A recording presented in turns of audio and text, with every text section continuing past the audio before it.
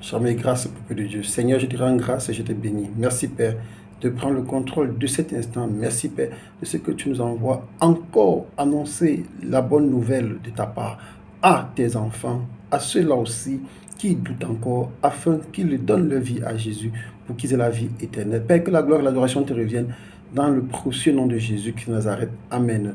Bien-aimé, aujourd'hui, le Seigneur m'envoie annoncer à ses enfants que l'enlèvement est plus qu'une fête. L'enlèvement est plus qu'une fête. Oui, bien-aimé, l'enlèvement, c'est plus que le mariage. L'enlèvement, c'est plus que les fêtes que nous organisons dans le monde. L'enlèvement, c'est plus que la fête nationale, c'est plus que la fête du printemps, c'est plus que la fête de l'automne, c'est plus que les fêtes que nous organisons, c'est plus que la fête de travail, c'est plus que mariage, c'est plus que la fête de la jeunesse, c'est plus que la fête de Noël.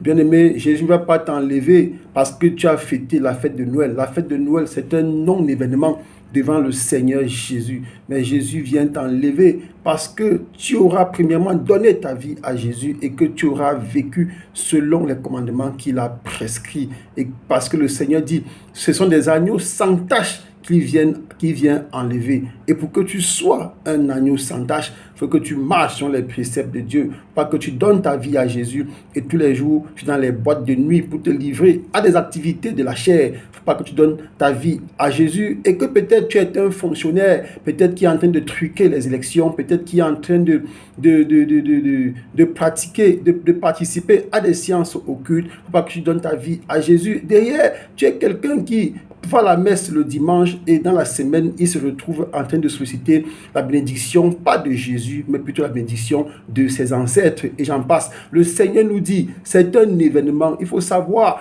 qu'on sera enlevé, bien-aimé, c'est une très grande fête, oui, bien-aimé, parce qu'on est enlevé. C'est pour la vie éternelle. C'est un très grand événement. Beaucoup minimisent cette chose-là. Aujourd'hui, le Seigneur m'envoie venir te parler de la portée de cet événement-là. Il faut cesser de vous occuper des guerres, des troubles, des conflits, essayer de rechercher la paix en Jésus-Christ au lieu de vous occuper de ce qui se passe dans le monde. Il faut se concentrer sur la parole de Dieu. D'ailleurs, le Seigneur a défini beaucoup de choses par rapport à l'enlèvement. Donc, nous devons nous concentrer là-dessus. Je vous amène tous dans le livre de 1 Thessaloniciens, chapitre 4, à partir du verset 15. L'apôtre dit, voici en effet ce que nous vous déclarons d'après la parole du Seigneur. Nous les vivants restés pour l'avènement du Seigneur, nous ne dévancerons pas ceux qui sont morts. Car le Seigneur lui-même a un signal donné à la voix d'un archange et au son de la trompette de Dieu descendra du ciel et les morts en Christ ressusciteront les premiers. Les morts en Christ ressusciteront les premiers.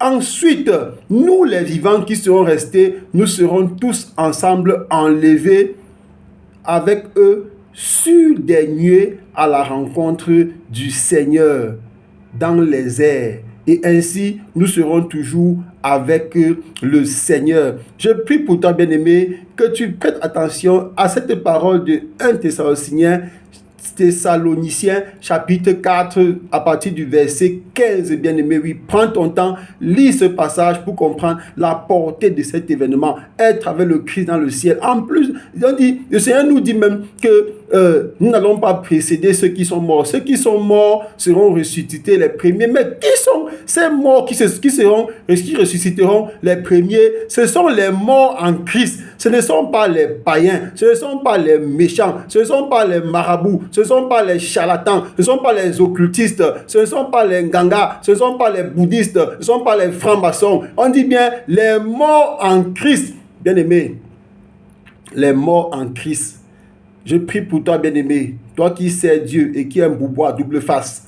Tu sais Dieu. Le jour où on parle de la fête, qu'on a tué le mouton, tu cours manger le mouton, tu oublies Dieu, tu dis Jésus, attends d'abord. Toi qui vas à l'église le dimanche Le samedi, tu vas d'abord demander la bénédiction de tes ancêtres. Tu dis non, là, avec les ancêtres, c'est important. Je prie pour toi, bien-aimé, que tu comprennes la portée de ce message-là et que tu cesses d'adorer les idoles, que tu cesses d'adorer les morts, que tu cesses d'adorer des êtres qui n'ont aucune incidence dans ta vie et que tu prépares l'enlèvement. L'enlèvement, c'est une très grande fête. Aller à la rencontre de l'époux, aller à la rencontre de Christ. Es-tu prêt, bien-aimé? Et pour conclure, on te dit, dans tous les cas, le meilleur appartient aux chrétiens. Donc, bien-aimé, fais tout pour donner ta vie à Jésus. Et quand la gloire du Seigneur sera révélée, bien-aimé, avec lui, nous jugerons le monde. Oui, et tous les détracteurs d'aujourd'hui. Avec lui, nous régnerons. Je prie pour toi, bien-aimé, que tu nous rejoignes afin que le moment venu, nous puissions juger le monde et régner avec Christ au nom de Jésus. Amen.